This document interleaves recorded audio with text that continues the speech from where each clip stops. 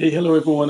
Good morning to you all. Welcome to a brand new week. It's Monday, the 10th day of the 10th month, 2022. Welcome to a business paper review with me, Kalu Aja.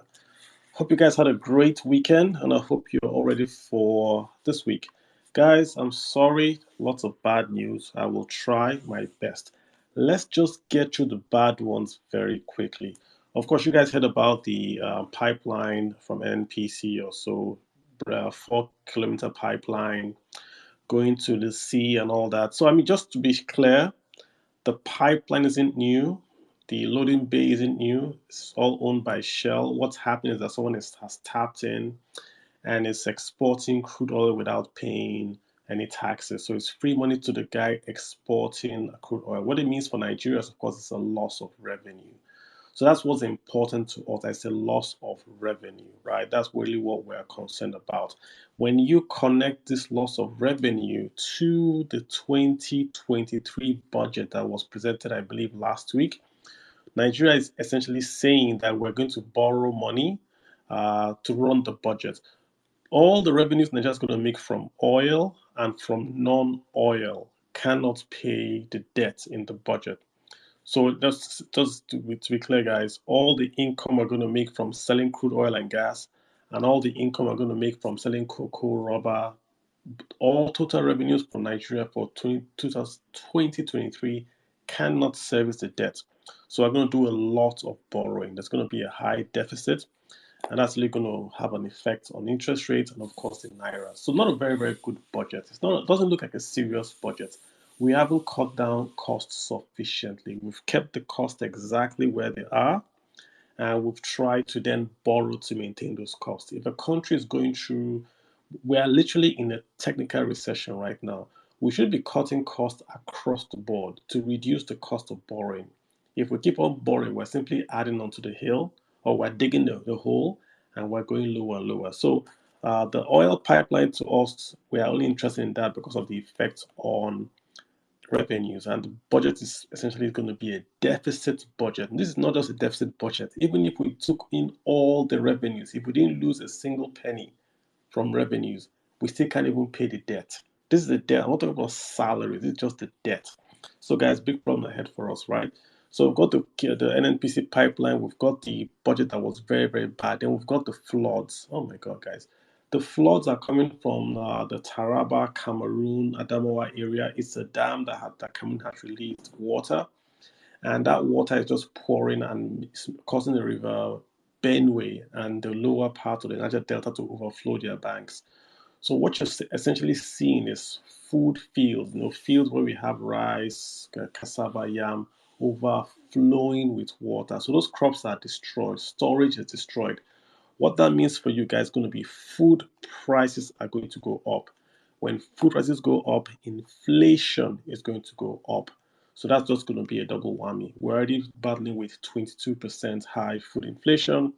We're going to get this guy, and it's not going to be pretty. So I don't see interest rates coming down for the close of this year. As a matter of fact, we can call the year already and say that for the year 2022, we are going to close the year, I believe, either with a recession or the beginning with a recession, because there's no way with the food crisis in the North Central now because of the floods. That's really going to just throw the economy into a whack now. So, I mean, we've got oil theft, we've got a bad budget, we've got floods. The largest company in Nigeria, Dangote Cement, is also getting invaded, this time by state vigilantes. Armed state vigilantes went to the largest company in the largest economy in Africa. So they say they want to enforce some order I'm not aware of, right? They have issues with Dangote. So the governor sends in armed vigilantes into Dangote to get whatever. And of course, the place shuts down. And of course, I saw a mention of that now in Bloomberg. And this is what I always tell people, right? No matter what you're going through, remember, Kogi is a tiny state, tiny in comparison to what we're talking about. This is how Americans are going to read it. Americans, I mean foreign investors, that the richest man in Nigeria can have his factory invaded by thugs sponsored by a state governor. That's how they are going to read it. If you're an American, would you come to Nigeria to invest if you know that tomorrow some state could send in armed vigilantes into your factory? I mean, there are easier ways to do this. There's a court. Go to court. Get this done. We do not have to invade PLCs or companies over tax or over. We shouldn't do that. So that's a bad one. All right, guys, let's get into this. I'm just reading this story from the Punch newspapers. And of course, like I always study with Nigerian papers, you've got to read the entire story because they hide very, very important stories inside the report. So this report is from the Punch. It's saying Forex scarcity hits gas suppliers. And of course, the story is talking about that Nigerian gas, Nigeria exports gas, LNG, but gas in Nigeria is very, very expensive. So the association, the Independent Petroleum Markets Association, is essentially saying that the cost of gas is going to go up because the dollar in Nigeria has appreciated as regards to the naira, so they have to spend more to import gas and sell. So just a normal story about hey, costs are going to go up and all that. But this is where caught my eye. If you read down that story, you then see them talking about the issues the Nigerian liquefied natural gas are having. And essentially, the liquefied natural gas, which we had this story last week, where they were talking about that they cannot export gas because they were having problems with the broken crude oil pipeline. So somehow the crude oil pipelines affect the gas or the ability of Nigerian liquefied natural gas to process gas as well. So they are saying that they've lost almost 7 billion. That's Nigerian liquefied natural gas. But this is where the story gets really, really bad. We then hear so LNG, right, supplies gas to Portugal. So Nigeria is one of the biggest gas exporters to Portugal in Europe.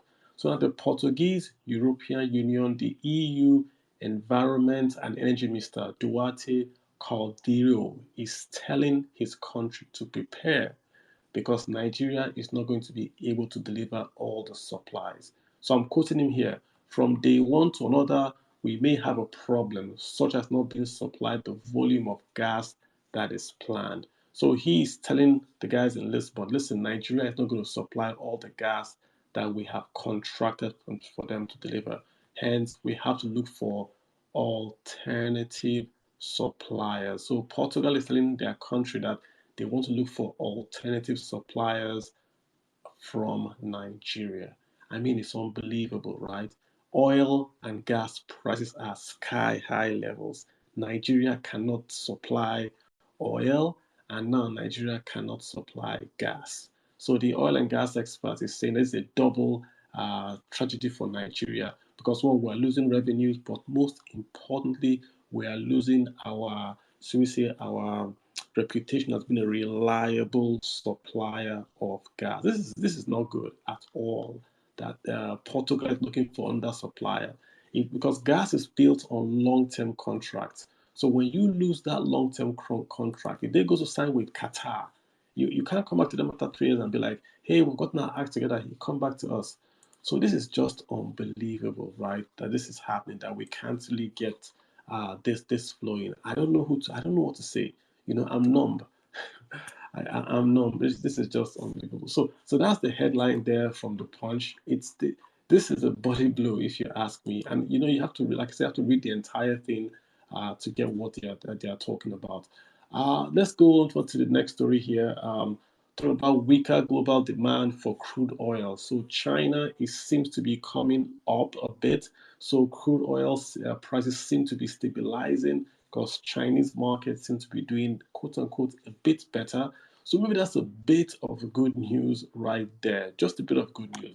But then that's hit again by the transport fares going up. So leadership papers is saying that there's fuel crisis in Nigeria. Oh my God. And that transport fares in Abuja are increasing because there's scarcity of PMS in Abuja. So it's everywhere you look, guys. There's just I'm searching. You see, I'm searching for good news to tell you guys. Um, Oil falls, e-payment transaction. There's really nothing you can really hold on to your heart and say, we're going to start the week with good business news. I don't see it. And this story from the LNG is really, really not good. So, guys, what should we do in this week? I told you guys last week, go buy food. That's a given. Go buy food and keep, because number one, not only is food inflation going to go up, it's going to be scarce. So it means that even if you have money, you won't find the food to buy, right? So I would have suggested that the federal government just opens up the borders and says, if you want to import food for the next 3 months, we're going to let you do it and be half price or no duty. So our food comes in now and folks can have food, because it's going to go up. Fields are flooded. It's no one's fault. So if the government does that, that's going to be like a price ameliorator right there to reduce the cost. If we don't do it, prices are going to go up. So go buy food. It's anti-inflation. It's also a way for you to save money, quote unquote, without losing money. Because if you have a bag of rice, you can sell that bag of rice tomorrow at the price prevailing, not the price that is historical. So that's one thing you want to go do. Go buy gas, go buy food, go stop off on this consumables. Remember what I said? In a high inflation environment that Nigeria is, right, you don't want to be holding cash, because when you're holding cash, you're losing. You want to convert that cash to something that is a commodity, or something that the price can rise as inflation rises. So if you just hold cash, you're holding paper. Either you're paying, you're doing a prepayment, so it's cash in your pocket, or you are buying a commodity, essentially to take yourself out of this uncertainty that we do find ourselves. I mean, we're hearing if Dangote is being attacked and LNG is being attacked and all that, we don't know. The only good news I can see here is that maybe for now, maybe the army, since the NNPC, limited CU, and the Chief of General Staff went to the actual site of the alleged breach of the pipelines, maybe now the army would sort of like call a halt and be like, hey, we have to stop this. If you watch the channel's interview that Mr. Tom Polo, his name is Tom Polo, government gave, he directly accused the armed forces of Nigeria of aiding and abetting the crude, or the stolen crude, that whenever you see them stealing crude, you'd find the army and the navy there protecting them. That's a direct allegation he made, and no one has countered him for now. So, I mean, we've got to get our act together, guys. So let me just allow. Let's see if anyone wants to speak. Like I said, it's kind of not a dark Monday, but it's kind of a challenging week we're going to go into. If anyone would like to speak, sure, let's go for it. I don't want to just read the bad news and all that. All right, guys. Let me just save this up here. Okay, Linda, how are you doing? How's your Monday going? I hope you are doing fine, and I hope you can help us out this week as well. All right, guys. Hey, folks. I see no one here, so I'm going to call today. Like I said, it is what it is. Keep your head up, and make smart decisions with your money. That's just what I'll say. Ali Khan, what's up, man? Yeah, make smart decisions with your money. It's going to get tighter. If you have the means, Hello, Carlo. Good morning. get. Hey, how you doing, my brother? What's up? Fine, thank you.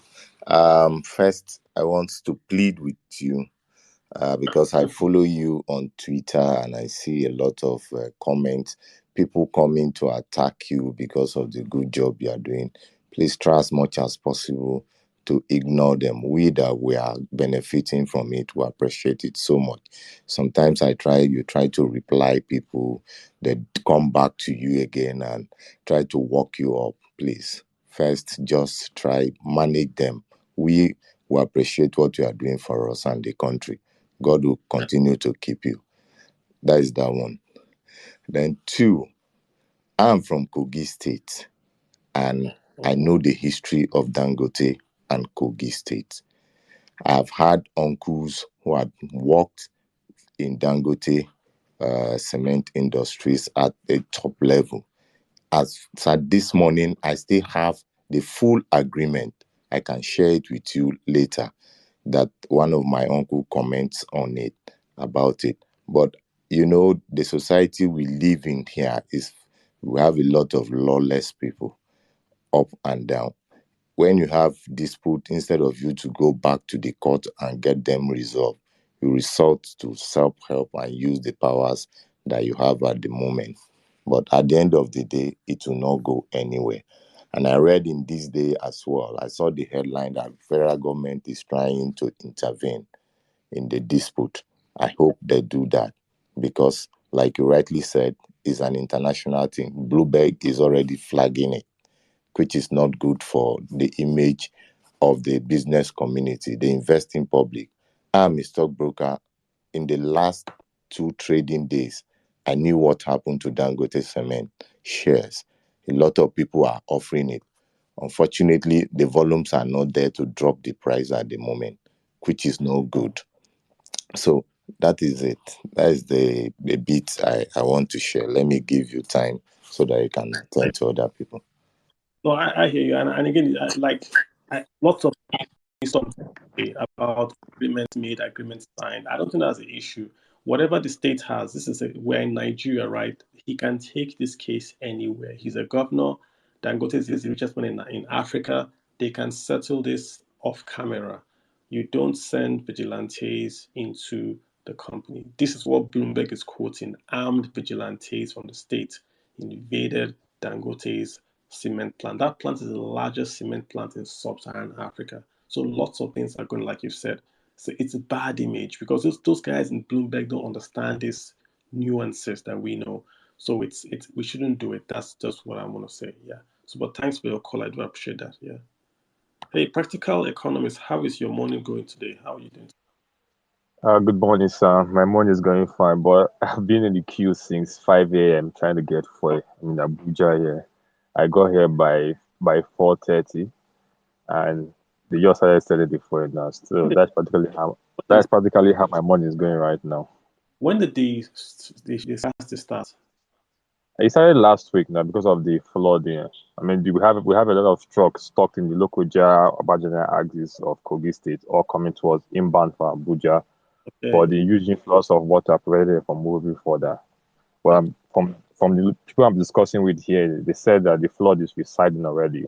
But Oh, the issue right now is that because of there's a backlog of cars trying to move to Abuja and to the North Central, so they are all trying to hit the road at once. So that has really caused a massive gridlock on the road right now. There's no going back. There's no going forward. So that's another problem all over again. So we're going to be stuck at this another 3 or 4 days, hoping the rain does not fall heavily again. Because if the rain falls heavily again, that's going to add to the water volume on ground and might increase the flooding we are seeing right now. So that's just yeah. my morning right now.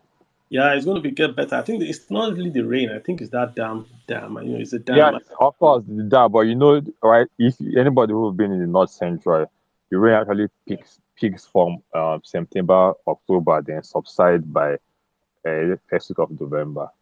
So Yeah. if the intense rain falls again, because like we see that 5 days of intense rain by October, that's another problem again too. Because it really gets flooded whenever we have that 5 days of intense rain. Yeah. It usually happen around September, October, before the rain subsides in November. So that have been a pattern for the last 3 years now in the North Central here. I So read that said that Nigeria was supposed to have built a dam. When Cameroon built their dam, we were supposed to have built our own dam in that. like that Dan Hani Dam was supposed to act as a retention dam. So whenever Cameroon releases the water from their own side, Yeah. that dam retains the massive volume of water, then keeps it there. Then during the dry season, when the water level has gone down, releases back to the ocean. That was just the whole idea. I heard the Shagari government was working on that plan before the Buhari coup in 1983 came in place, and that halted the whole thing. And again, African leaders we are usually reactive, not proactive. So we've never had a system where intense flooding happened and nobody factored in global warming into the picture. I mean, we've never experienced this level of flooding. The last time we experienced it was in 2013. That was around Anambra and most North Central Kogi, Benue, and Delta. But we've never to this level of intensity. This one now is really, really massive. So right now we have to take the dam because this is going to be like a recurrent because Cameroon releases that dam every 2 to 3 years when the influx of water is very high. So this with the effect of global warming and what we're seeing right now, the next 3 years when Cameroon releases that dam, I think we're going to have more. So what I'm expecting now from the government now is to start cautioning how they can look into that Honey Dam to start construction. That's going to be a massive scale. It's not going to happen in the next 2 or 3 years, but we need to start doing something right now about it, because the next one we're going to see, I can't even imagine the scale of it right now. All right, no worries. Thanks for letting us know that. We appreciate you, right? Yeah. So before I go, I really want to ask a question. I dropped it on the comment section there. I really like if you can answer that, or if anybody in the platform here can answer that. So I'm trying to understand on the LNG, okay, liquefied natural gas. I'm trying to understand the concept how LNG is able to export gas to the European market, but cannot build capacity in order to saturate local supply in Nigeria.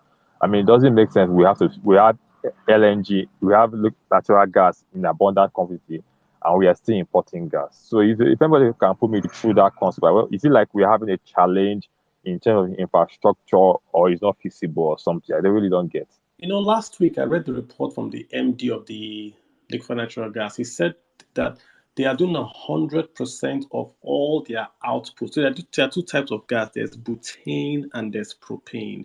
From what I read, we are meeting the butane part 100%. The propane, he said something I didn't understand. He said they supply, but Nigeria can't take up the demand. Like he was saying, they supply. Nigeria can only take up 40% of the propane. That's what they wrote. I don't know if that's an error, but that's what I read there. Nigeria market or their structure can enable to. I don't understand. So LNG supplying. Hello, good morning.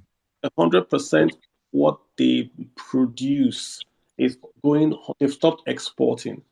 They are supplying it now only to the Nigerian market, but they cannot meet up. That's what he said on that. Okay. So they can't meet up capacity on their own side. All right. Because the plant, the LNG's output is down now from about 98 to about 68. That's why you see they can't even export the liquefied side as well. They're having the entire plant. But on this specific one, he said for butane, they can do 100%. And I read for propane, they're only doing 40. I don't know if that's an error, but that's what I read on the papers. But the sense was that they cannot meet all their output, and they cannot meet supply locally. They are doing 100%, but not enough. It's really not enough. And with the FX volatility right now, we may have to start paying more. Couple with the fact that December is fast approaching right now. You know the upsurge in price when the December market comes in. All right, let me get Joe in here to have it. Joe, hey Joe, what's happening to you? What's up, bro? I've got Joe. Is that Joe Biden? It says Joe Biden won in 2020. Yeah, okay. So, yeah, Joe Biden, you got the line. Go ahead. Okay. Good morning, Mr. Kalu. How you doing? And everyone here. Thank you so much for inviting me to this forum. I'm so happy to have. I think the best thing that happened to me this year on Twitter was to actually have found your account. It has been very insightful and very, very helpful in pointing out some of these economic challenges that our country is facing. And this is quite sad. A country of 200 million people. I'm so disappointed because making my input this morning, I wish I could have also been able to hold on to some positives from this country. But it's just so sad that the only thing I can offer now is lamentation, lamentation, lamentation. There are so many things that Nigeria should be the market leader, if not in the world, in Africa. And there is not one thing that when you pick, you can find Nigeria leading. We're supposed to be the king of crude oil exporting business in Africa. And now Libya has knocked us off that perch. We are probably behind Angola. We're probably behind Algeria. We're probably behind Ghana right now in terms of crude. We're supposed to be a market leader in palm oil. Malaysia knocked us off. I think we're number 4 or number 3 in the world in terms of palm oil exports. We're supposed to be a market leader in cocoa production. Ghana and Cote d'Ivoire has knocked us off that perch. So we're not a market leader in any of those things.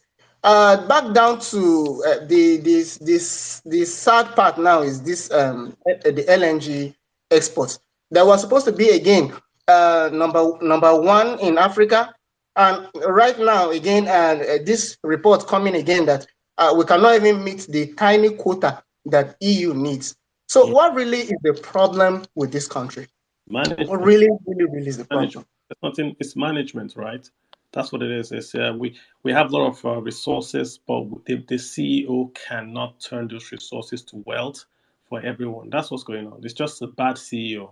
It's not a. That's what's going on. Yes.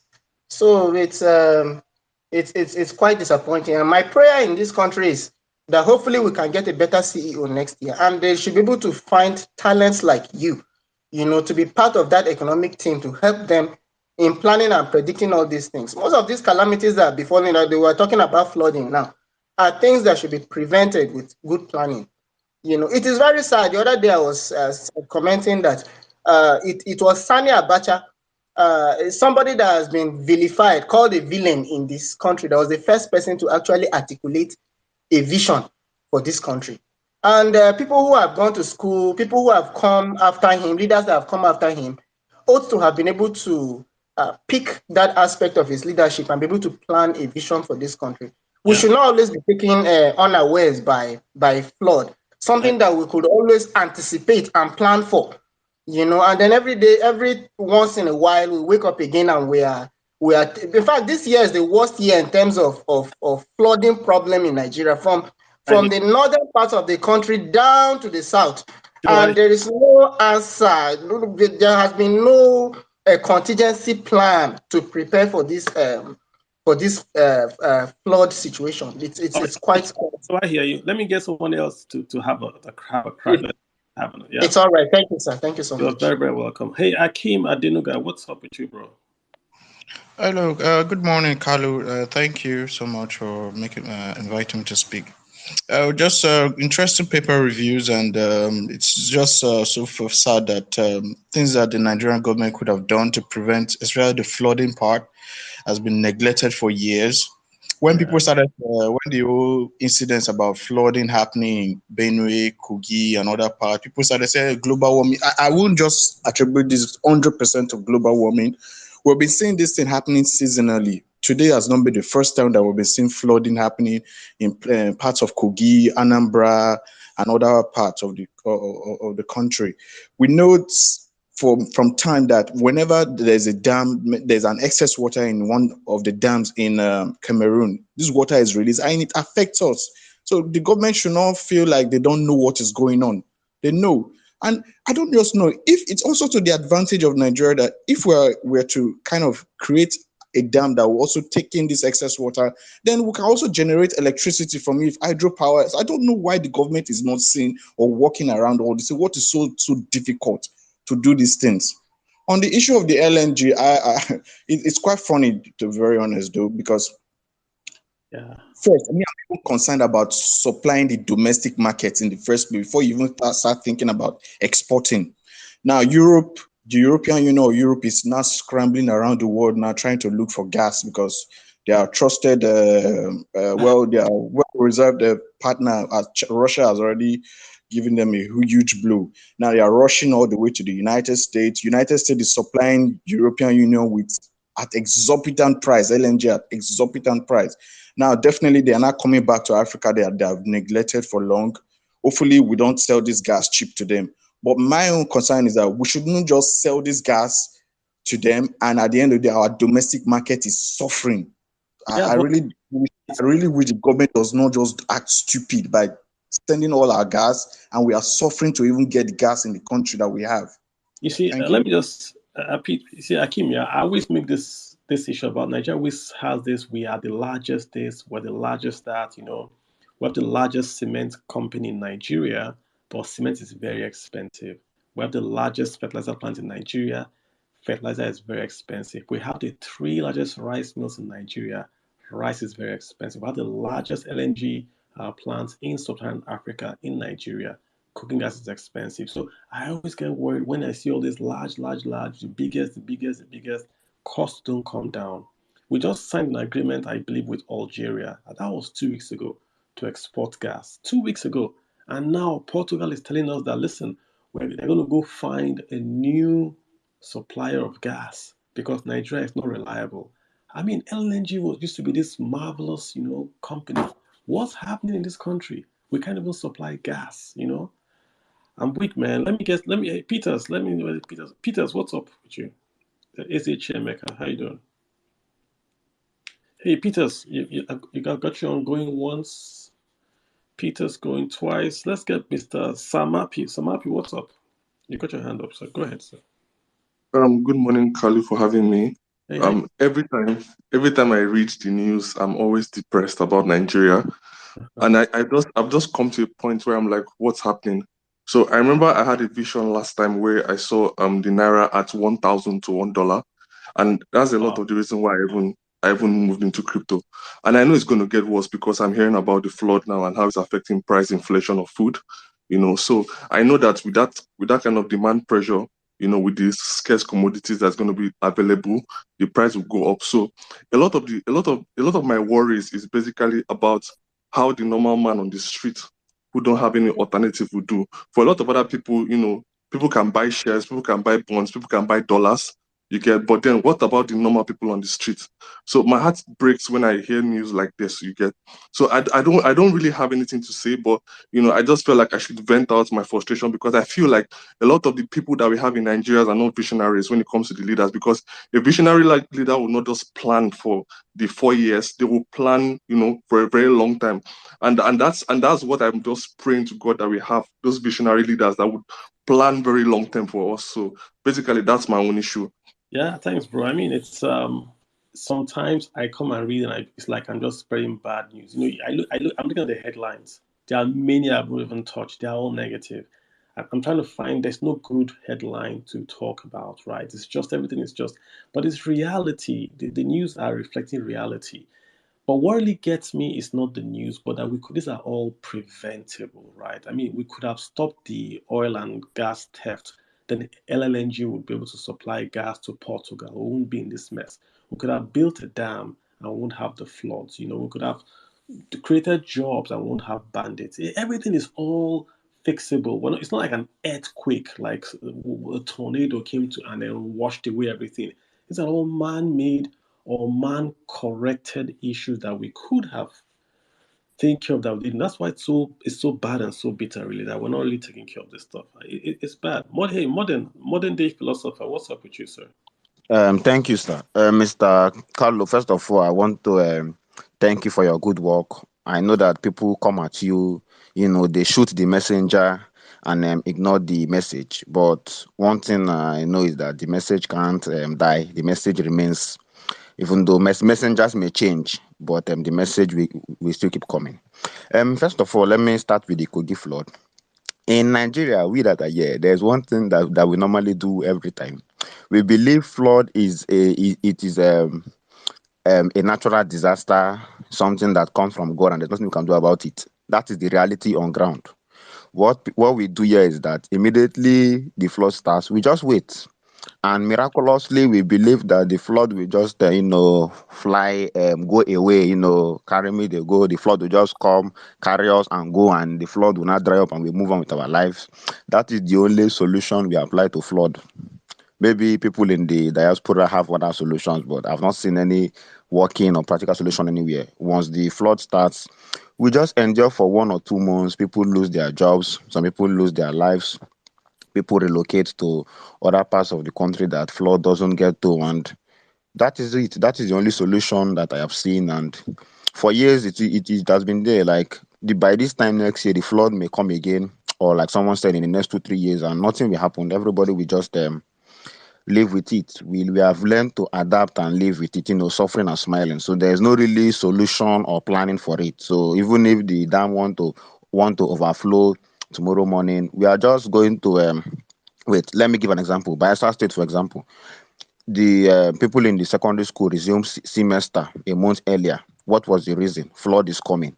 So we have to start the semester a month Wow. earlier so that we can be rounding up before the flood will begin. That is Wow. a very wonderful strategy. I don't know if you are in 1882 or 2022, but that is the strategy that is applied for the flood.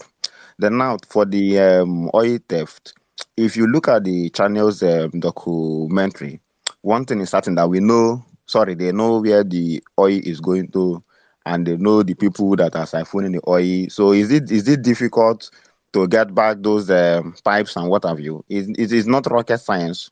If we know that somebody connected a pipe from point A to point B, just go to point B and is it not over? Do we need Kalu Aja or anybody to tell us where the oil is going to or who is collecting it or what will happen? It is just simple lack of leadership, like you have earlier stated. When someone don't want to do the job, there's nothing we the followers can do. Then now to the selling of this to the Europeans. Let me have you give me 30 more, if you don't mind. Okay, lastly, the selling to the Europeans, it is still the same lack of leadership problem. Europeans are seriously searching for alternative, and the leadership here don't want to be that alternative. So we are still going to keep suffering and smiling. Price of things will be going high. Anybody that can keep dollar, it is good you keep dollar in your house or wherever you store your money. And I won't advise you to save in another currency now aside from the dollar. Thank you very much, sir. You're very welcome. Hey, let me get Madwa Buchi. I hope I got that name right. How you doing, sir? Go for it. Good morning, sir. Good morning, everyone. So, the first thing I want to say is, does this mean that our investment into the pipeline from Nigeria to Algeria now is a waste? That's the first question. Pipeline. There's no pipeline. They want to build one, but there's no pipeline at the moment. Because I saw something on channels the other day, a documentary on channels the other day that they were building a gas pipeline from Nigeria to that place. No, they want to. We only have one going to Kano, Kaduna. That's the AKK. So that's what's going on right now, but it hasn't left the night borders of North. Okay. So my second question is, apart from that, is you made a post on the BRICS, like Saudi Arabia joining the BRICS, and then it just something occurred to me.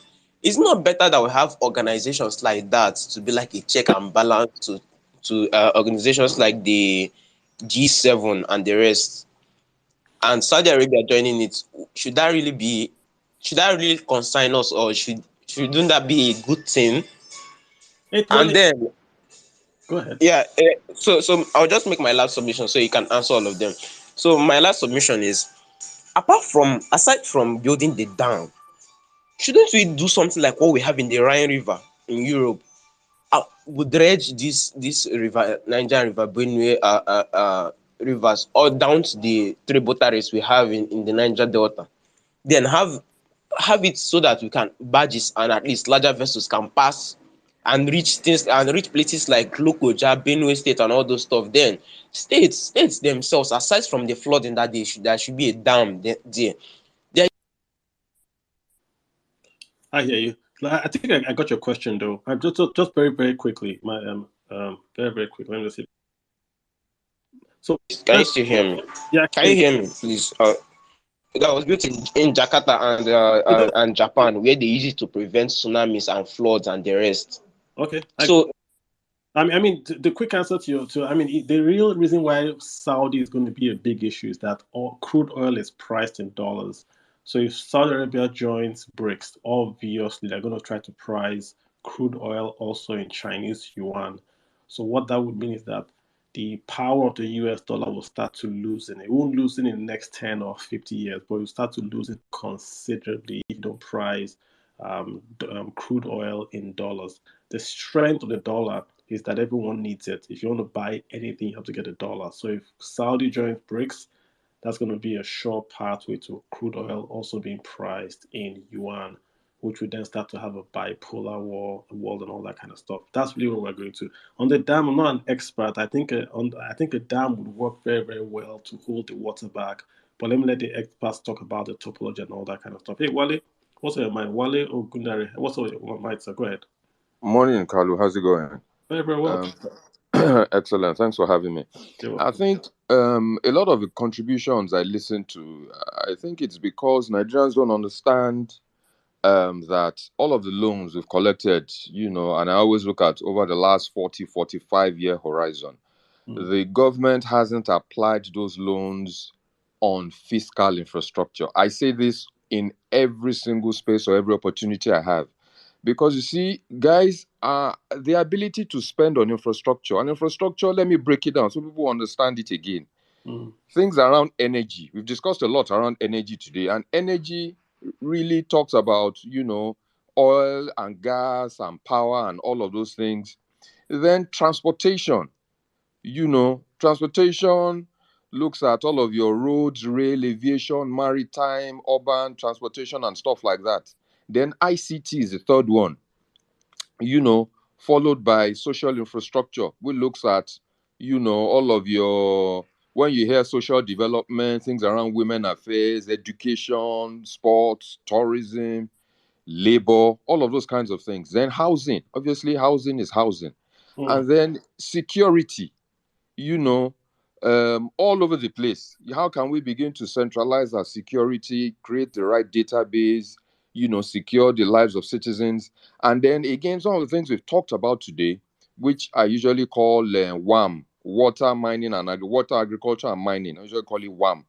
Those 7 critical areas, if you check over the last 45 years, that how has Nigeria tried to develop those things with loans, you will find out that we haven't. We have always spent more as a country on the things that Yorubas call owoti oni receipt, which is recurrent expenditure. Those things that you spend money, all these frivolities.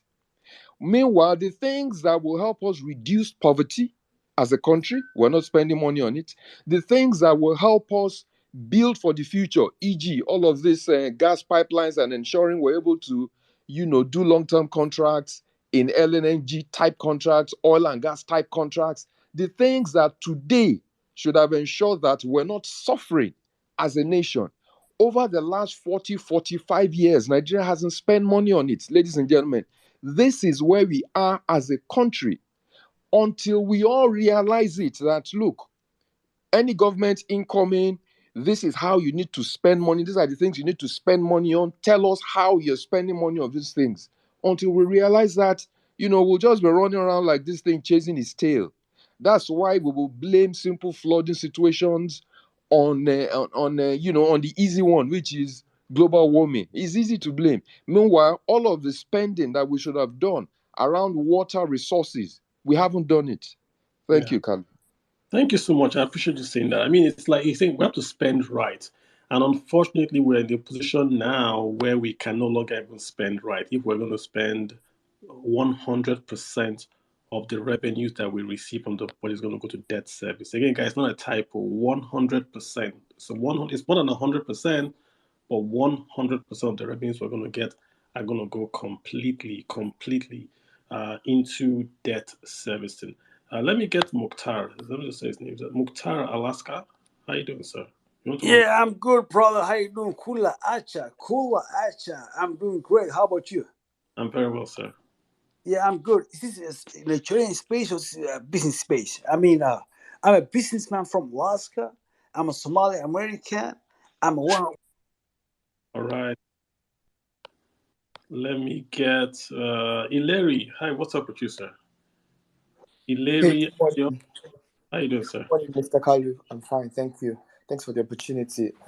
I'm by no means an expert in economic matters. Perhaps the knowledge I have is in economics in secondary school. But I wanted to ask a question. Looking at these problems that we have, what can the different classes of people in the nation do? What are the practical steps that we can take? I know you mentioned that we can stock up, on food and things like that. But what other steps can we take? Perhaps some middle class people decide to do some things. What can they do? Some lower class people, what can they do? To contributing to the solutions. Is it for the flooding or what? For perhaps the issues mentioned are perhaps bigger than just a single person. For instance, you mentioned the dam. You mentioned the gas issues. But what can we do in all of these regards? Practical steps. To be honest with you, I think the easiest and simplest thing you can do is to go vote in February. That's what you can do. That's the only thing I think you can do now that has an effect that is going to really have like a wide effect on all the sections we were talking about. You voting the right CEO. I mean, where are you going to start? Are you going to do the floods or the budget or LNG? You really can't get anywhere. So you're going to go tell your friends and say, who do you think is going to be the right CEO? That's really it. I think people are calm in Nigeria now because February is giving them hope. Everyone is going to say, like, listen, let's just wait a bit till February and we're going to vote a new president and things will work. There's some sense in that, right? That February, but that's all you can do. There's no, what else can you do? What else? You understand the point I'm making? Yeah, thank you. Yeah, I would say go do that and I see what's going to happen. Let's get Baba Yaza. Baba Yaza. Yeah. Hey, what's Yes. up? Though I'm not, I'm just a student to you people, sir. Yeah, let's proceed. Now, yeah. The issue at stake at which we have not got it right is our leaders are not good in preparing budget when we have a pandemic. So, to some certain extent, we encounter the issue of corona. Now, this corona is a paradigm shift for our leaders to look into our budgetary in the sense that if all of a sudden we experience eventual event or unforeseen occurrence, we're supposed to have prepared around that. So we have not got it right from that corona. That's why things are trying to manifest in different directions and so on. Now, with regards to all the challenges highlighted, and in fact, that of flood and so on and so on. Now, flood, we misuse the achievement or what we are expected to achieve with flood. If you compare us with Egypt, whenever they experience flood, you find out that they utilize it to highest extent. Now, irrigation is one of the biggest achievement in Egypt. We would have utilized it or replicated it in this our country. So floods, most of the times we take it as devastating, whereas flood is an opportunity for us to maximize what it can provide. So that we have not got it right in that. Now, with all those infrastructures we have said, if you look at Europe and America, they changed their direction of their budgetary system with the advent of this corona. And now what we are seeing now is not only corona now is Ukraine a Russia war, of which our economy have to take a paradigm shift. So also our businesses also. So therefore, we have to go towards seeing. We have to be flexible most of the times. Not I to think we have to be you make a good point about the floods, the good and the bad side. I know Egypt, when the Nile floods, they actually like it irrigates a lot of land for them and they're able to do farming. But I'm not sure the same kind of flooding that we have. But you make a point that we should maybe get the experts here. I don't want to talk about it too much. I don't know about it. But I appreciate you chiming in, sir. Let me get the farmer in here to come and tell us about farming executive. What's happening with this flood? Is it affecting you, sir? Farm executive. Hey, farmer guy, the farmer boy. How you doing, sir? Yeah, hello, good morning, Carl. How are you doing? Yeah, I'm fine. Yeah. Can you hear me clearly? I can hear you. If you speak up, I would love it. Yeah. Very quick one. I actually want to talk because me, I'm always agriculturally inclined, and I just want to say one or two things about this flood and in general. Let me say our thinkings in Nigeria, because I've actually met some few people making plans for what is currently happening in Nigeria, and I see a lot of people talking about, oh, you just have to keep a lot of dollars, and I kept on imagining, if you keep the dollar, what are you going to use it for? By the time all your economy goes into shambles, you don't have what to even use the money for. So for me, I think how do I put it? The weakest form of thinking you can save whatever you think you have is converting your money to dollar, because you are not going to eat the money. And the earlier we understand that we need to look inward.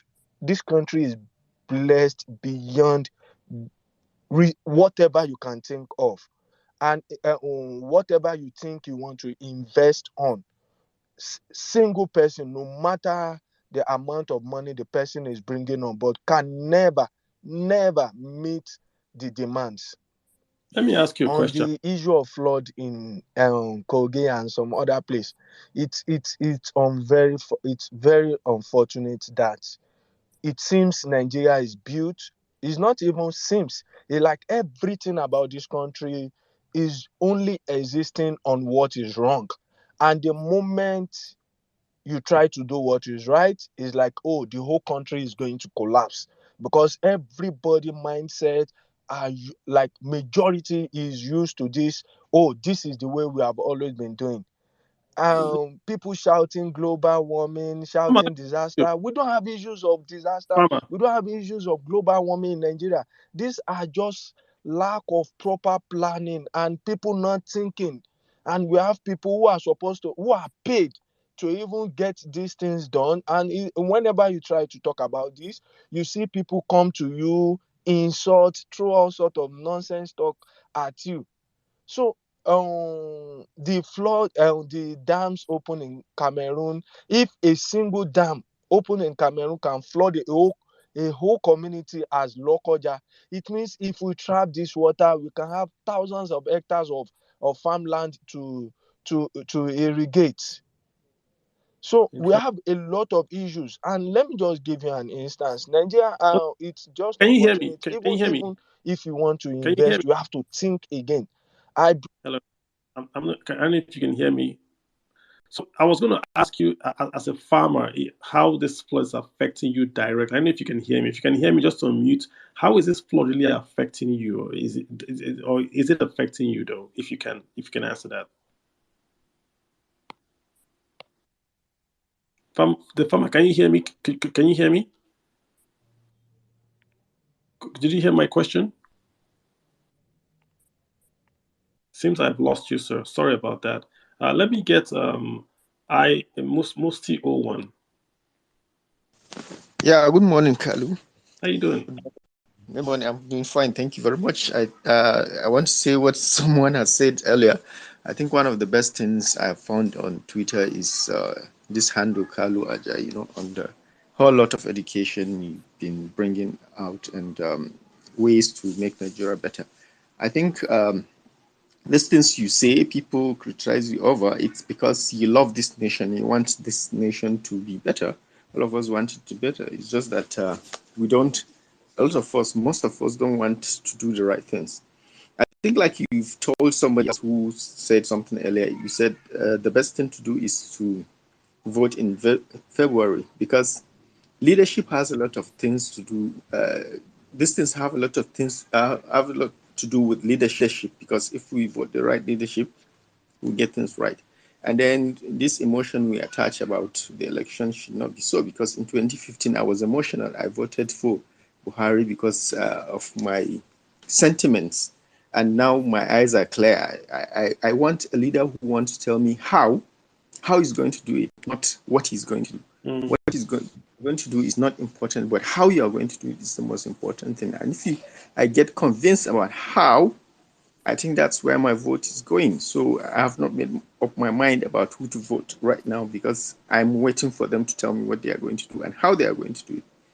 And I think I would want you to bring, some of these politicians here to tell us, to talk about it, because you have an understanding of a lot of working of the economy and things around that, so that we could get to ask them a lot of questions. I hope they would agree to that.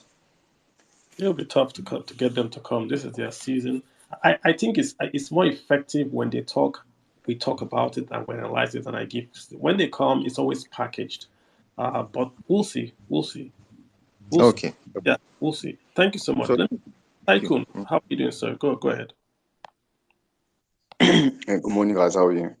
Very, very well. Thank you. I'm also good. I've been waiting to become a speaker in this space. I've been listening to you guys' problems, and I realized that Nigeria and South Africa are facing the same problems when it comes to management of money. We all have the resources, but everything is being mismanaged. I don't know how this can be resolved because it's an ongoing matter, And if it doesn't get resolved, we're all doomed, like as citizens of our countries and stuff like that. So Yeah, I mean, you're right. How is the power situation in South Africa? I mean, you guys are doing power cuts and all that. Is that it? yeah. I just want to say something regarding, somebody was speaking about COVID. Mm-hmm. When the COVID thing came in South Africa, we got funding, I think from the USA. It was 500 billion Mm. to allocate to hospitals to fix or assess the problems that were occurring, because the cases were a lot. But that money, nobody knows what happened. People basically stole that money. People in politics were buying cars, and it's just getting worse and worse and worse. Mm. So I just want to get the whole idea with the USA and all these other countries always giving us money. What's the catch? Are they going to end up running our? Are they going to end up running South Africa? Are they going to end up running Nigeria? Like, what can be done to stop all this? Because we are trying to be the people who are going to come with change. As much as the problem is big, but we're just trying to make things better for ourselves as people who understand what's happening. Yeah, I think look at the demographics, the natural resources, and even the population for Africa. We're in the best position in terms of we have a younger, educated population, right? If we could keep our trained folks in Africa, educate them, then we're the continent to build. But right now, there's this new, in Nigeria, we call it Japa. People are leaving, emigrating to the West, and the West is actively encouraging people to come over to the West. I don't think we see the damage that's causing right now. Maybe in 15 years, we'll understand what's really happening. That are taking away our best to go have kids over there, to go work over there, and to create wealth over there. And eventually, it's going to be a reversal. That wealth that we have here is just being taken away.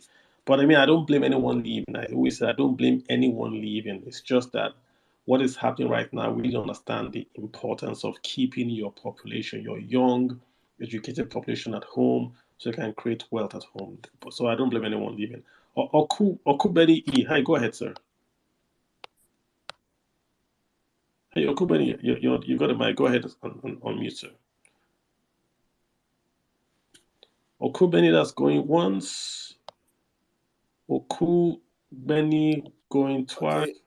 Good morning, sir. How you doing? Could you speak up, sir? Go ahead. Good morning, sir. Yeah, I hear you. Go ahead. It is really not a beautiful state right now. As a Nigerian, living in Nigeria, buying things in Naira, and living in a supposed country that is supposed to be large in all around, capacity in everything, having so much capacity to produce everything without even relying so much from the outside world. But the reality on ground is different from what we are supposed to. We have a country full of leaders who lacks vision. Even those that have vision refuse to bring out their vision for I don't know reason. And here we are. We have a country right now that everyone, the states that produce the most food we consume, they are being overrun by water. Water that could have been controlled. Now, how is the common man on the street going to afford food in the next 3 months, in the next 4 months? How is it going to be possible? When you and I know that the working condition right now in Nigeria does not even guarantee for you to earn a reasonable living wage. Whatever wage any Nigerian earn right now, or the common Nigerian earn right now, over 60% of that money is being spent on just food. How do they cover for their rentage, transportation, other utility bills, even health especially? Knowing that Nigeria is a state where you pay for your health services mostly out of pocket. That is really my pain, that in the midst of abundance, everyone is suffering.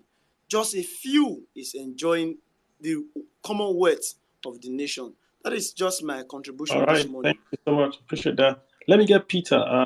It's Chiemeka. Go ahead. Okay. Good morning, Carlo. Carlo, I want to thank you very much for your activity so far on Twitter. I've been following you on Facebook, and when I saw your activity on Twitter, I thought now I will put in the notification that any post, any tweet you tweet, I must get notification for it. You are doing fantastic job. The thing is that according to Karl Marx said that philosophers have interpreted the world for long. What matters now is to change it. I look at your data you did on Sunday, the space you did on Sunday, you posted the data on Sunday. I was on Twitter space, what we call violence space, and your data was actually a material that we used to analyze that on that space that very day, on the issue of the oil theft. You give year by year analysis on how the oil output has been going. And at this point, the only candidate who have demonstrated the willingness and the courage to condemn, to even talk about the issue of oil theft, is only one candidate. And that candidate is only a candidate that has shown character and capacity and integrity in taking Nigeria out of the woods. So the point I'm trying to make here is that we don't need to sugarcoat word anymore. We have interpreted this problem of Nigeria for long. What matters now is to come out and support that candidate who has shown that courage of telling the world that the people stealing oil are these people. Not me and you, not Kalu, not I, not all of us on this space. The people in government are people desperately destroying our economy.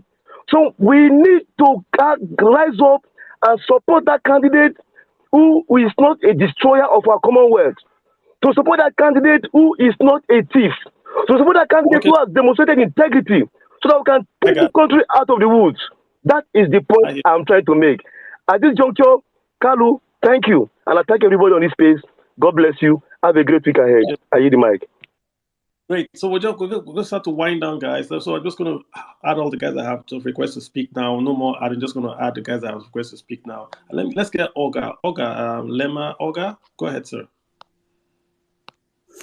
Hi, Kalu. Good morning. Good morning. Where are you calling from, sir? Oh, I'm calling from Lagos, Sherry area. Yep. So I think it's no longer news that we are suffering from poor leadership. I am, however, concerned at how we have supported this poor leadership time and time again. In our individual capacities, I also see that we are not living up, with leadership. We talk of a country in crisis and everybody is thinking of saving in dollars, right? And gathering all the dollars possible and just keeping it in there. What did they do? So for me, I want to ask, where is the leadership in further making the situation worse, right? How are we helping the economy to be better? Instead of gathering as much as 60 million in Naira, 80 million in Naira to Japa, how are we doing to see that we improve a small business nearby? I run a small business that has grown into 7 branches over the last 4 years, right? And you can tell that Japa is probably not on the plate for me at the moment. I believe if a lot of us sit down to do small businesses like that in our corner, somehow will help the country. And because we are vested in this country, we can, fight for certain decisions. We can support the voting process. We can support the electioneering process to see that where our resources, where we've put our resources, right, we get results for it. And we don't just allow the country to run the way it is. They can do whatever they want to do. As it is right now, we see the middle class running away from the country. Whatever wants to happen should happen because I can afford to take my people out. I don't think that is going to help. That is going to help the country at all. How did we not see that there will be fuel scarcity with the flood in Abuja, with the flood in Lokoja? How did nobody think about it? How did nobody plan for it? Right? How are we here? And these things happen over and over, and they will keep happening. So I think as citizens, we have a lot to do to help the leadership. And we must start taking responsibility from our own end and not just expect people who are just politicians, to do right by us and hope that one day the country will just be fine. Thank you so much. Thank you, sir. Let me get Nas. Nas, go ahead. Hop right in, sir. Hey, Nas, go for it. Hey, Kalu, good morning. How are you doing? Fine. My contribution. So, Actually, Your audio is very, very. I'm a civil servant. Okay, sorry. Hear me now. Go ahead. I'm a civil servant, and I'm not sure a federal civil servant, and I'm not sure if what I'm going to say maybe is against the civil service rules, but I'm going to say it anyways. It's just that I've seen that if the situation keeps getting worse for ordinary citizens like us, there has been change in leadership. There's both change. They still keep doing the same thing, and I don't know, maybe they're expecting this result. Your audio is bad. I gotta take you off. Sorry about that, sir. I'm gonna take you off. Sorry, but I can't hear audio. Let me get Chimex. Chimex, go ahead, sir. Chimex, yeah, go All for right. Thank you, Mr. Carlo. Thank you for having me. How you doing? I'm good. I just want to ask 3 questions, and I hope I get the right answers. It all has to do with this Dangote issue.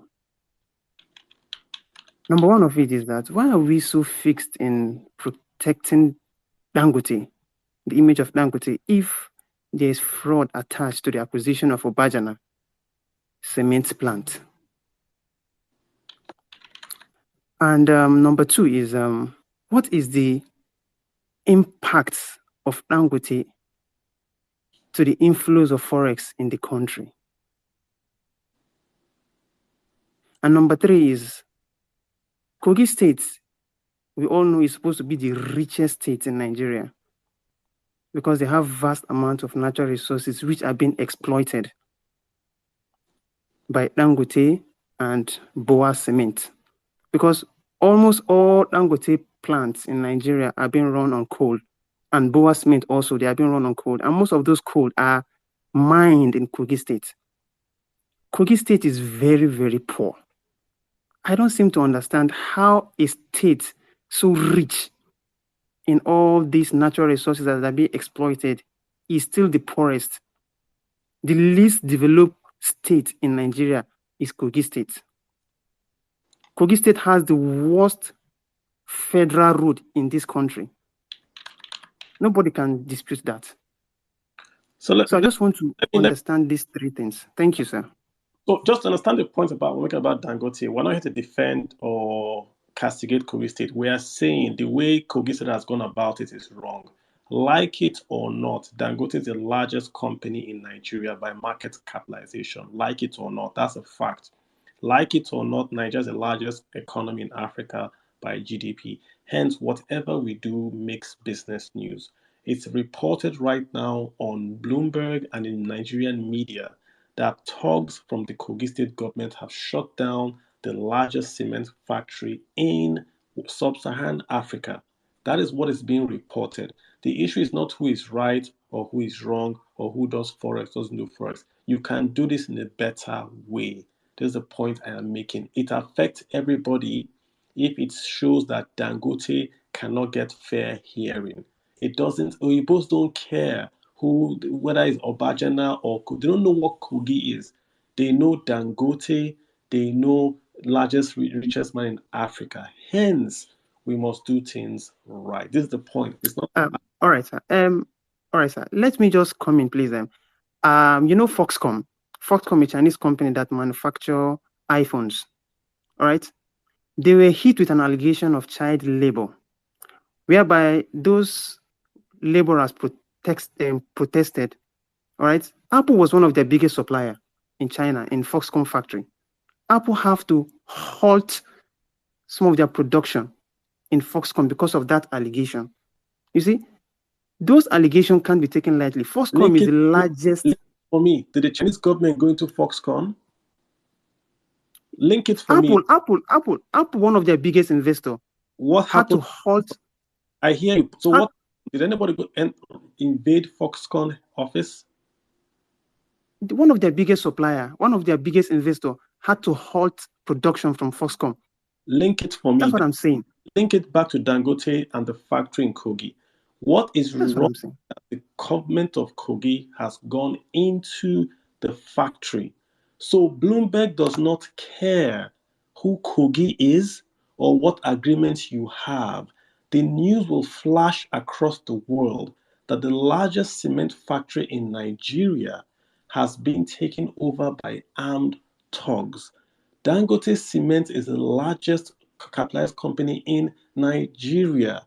This is the point I'm making to you. I'm not I understand. Dangote. You I can't. understand what you're saying, sir. You can't do it this way. All right. Thank you so much, Chima. Hey, All right, guys. thank you. For today, we've spent about an hour. So it's just a paper review, not a real spaces. We try to do the real spaces on Saturdays by 7 p.m.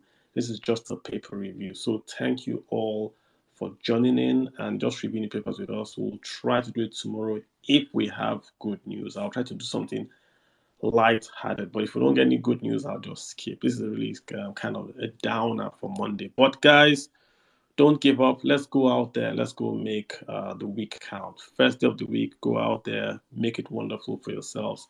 I'll see you guys hopefully tomorrow with better news. Otherwise, have a great week. You guys take care of yourselves. Love you.